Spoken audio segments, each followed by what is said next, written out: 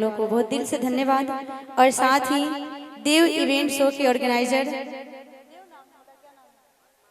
महात्मा जी को दिल से धन्यवाद, जिन्होंने हम सभी को यहाँ पे दूर दूर से एकजुट करके सभी कलाकारों को इस मंच पे उपस्थित किए। दिल से धन्यवाद। और आइए इस कार्यक्रम को थोड़ा सा और अलग किया जाए। बहुत ही प्यारी सी जो भी गायिका आई यहाँ पे और नृत्यांगना के अब थोड़ा सा यहाँ पे ऑर्डर हो रहा है।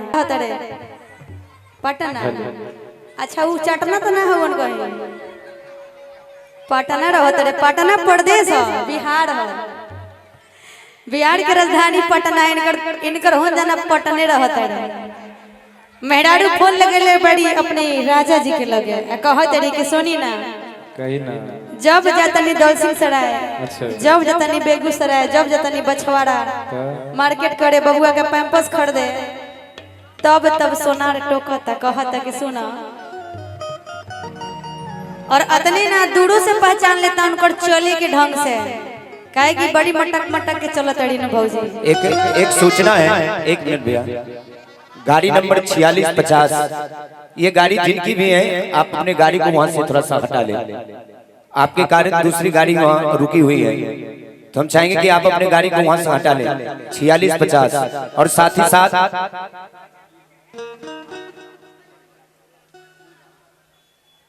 अच्छा झाड़ किला वाली जो गाड़ी है बड़ी लाइट, अपने गाड़ी को थोड़ा सा साइड कर लें। चलिए बहुत बहुत धन्यवाद। आइए तो कहा तेरी कि सुना, आजकल मैं कुछ फोने पर होता, गूगल पे, फोन पे, video call, audio call, voice call, recording call सब होता। वो वीडियो कॉल लगा के फोन लगैले बड़ी कहा तेरी कि सुना कि राह चली ला टटोकी ला सोनार सैया जी।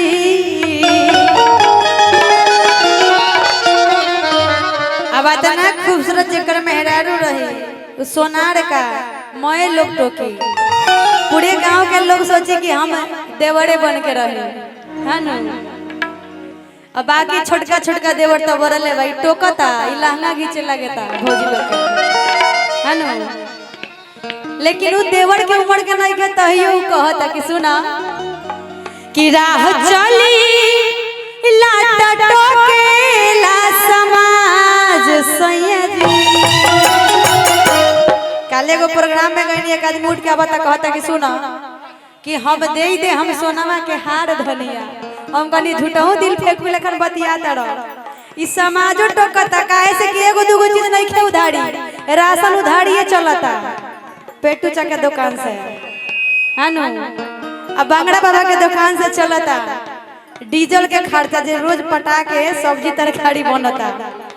और जानता नहीं दिलीप जी के घरे में दुकान बाउंका के से पैंपस चलता बबुआ के उधार। मैं कुल और भौजी लोग बॉडी केयर के आइटम यूज करता रही, वो उधारे चलता रुपेश भैया के दुकान से, काहे कि ब्रांड बेचता रहे। हाँ देखियो काका कहता रहे कि लिपस्टिक अहाँ बेचता निका, अरे वो दुकान बा लेकिमी के कि परसौनी के ब्रांड के नाम धड़ी लोग ब्रांड यूज करता मर्दे कौना दुनिया में रहता। लेकिन यही जब सोना चांदी जब उधारी हो खेला तो सोना और घर में घुस के तगदा करेला, काहे कि नया नया भौजाई लोग आवेली तो नया नया देवर के तेवर हो जाला। तब भौजी गुस्साइल बाड़िया कहत रही कि सुना ना, अब नया मेहरारू हेंग रही तो लोग टोकी ना उठा के ले जाई कि राह चली लाटा टोकी ला सोनार सैया जी।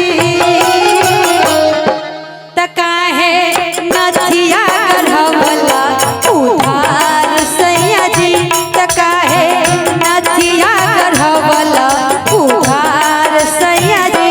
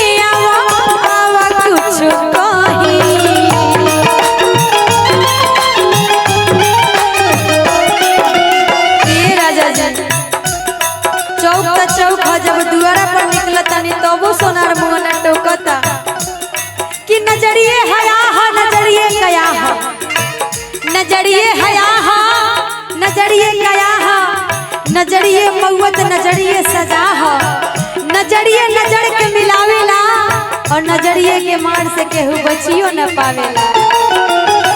चल चाहे रहिया धके चल चाहे गाली, कहेला कि हे ने आवा आवा कुछ काली, कि जदी करत है हमारा से प्यार सैया जी,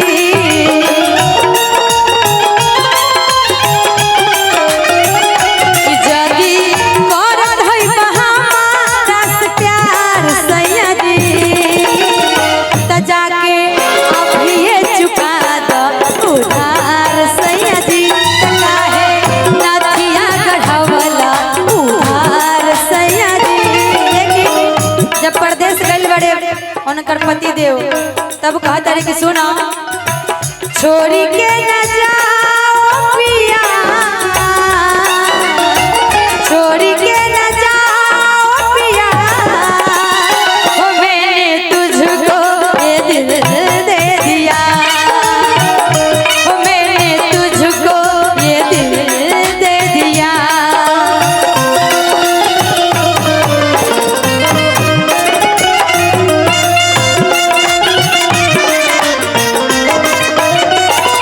कहा जाने कि सुना सब महिला के एगो इच्छा होखेला कि जब हम सजी सौड़ी तो सबसे पहले हमारे पति देव के नजर पड़े, लेकिन अब कलाकार लोग प्रोग्राम में रहत रहे, मैं करवा चौथ के दिन लोग प्रोग्राम गावता, लेकिन ऊ पति देव परदेश बड़े मेहरारू पूरा गुस्सा दिखावत तारी कहत तारी कि सुनो सजी सवारी जब पेन्हिला गहनवा,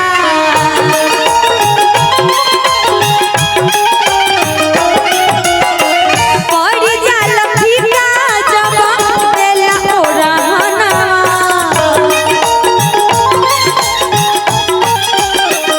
अब सोनार टोकत त भौजी के इंसल्ट फील होता, कहा तारी कि हम तोहरे से प्रेम करतानी, भैया ओने से कुछ कह ही दिले बड़े, तब मनावे खातिर एगो बात कहत तारी पता बका कि काजल लगे किरकिरा सुरमा सहा ना जाए, ए राजा जी काजल लगे किरकिरा सुरमा सहा ना जाए, जिस नजर में हमारे पति देव के अगर प्रेम नजर आए उस नजर को दूसरा कैसे भाए।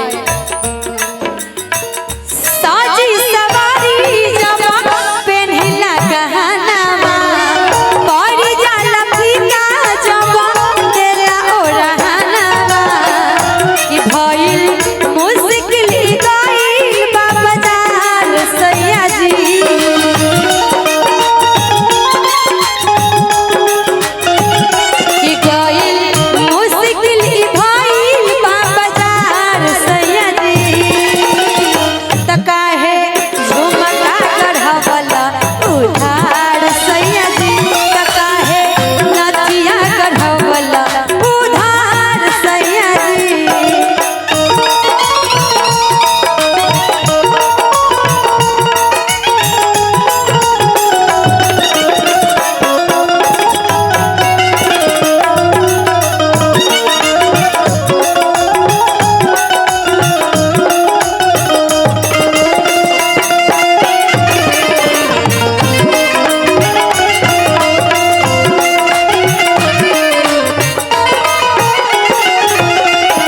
जब पति देव बहरे रहत रहे तो फरमाइश के कमी ना बा, काहे कि इतना सुंदर सुंदर मेहरारू के फरमाइश करत करत बुढ़ारियों तक ईंटो ढोवे के होई तो पति देव धोई, जो गाड़ियों में कमाई के होई तो कमाई ले, काहे कि इतना खूबसूरत दुगो मेहरारू जेकरा मिली उ त ईंटा का होटल में प्लेटो धोए खातिर तैयार हो जाई।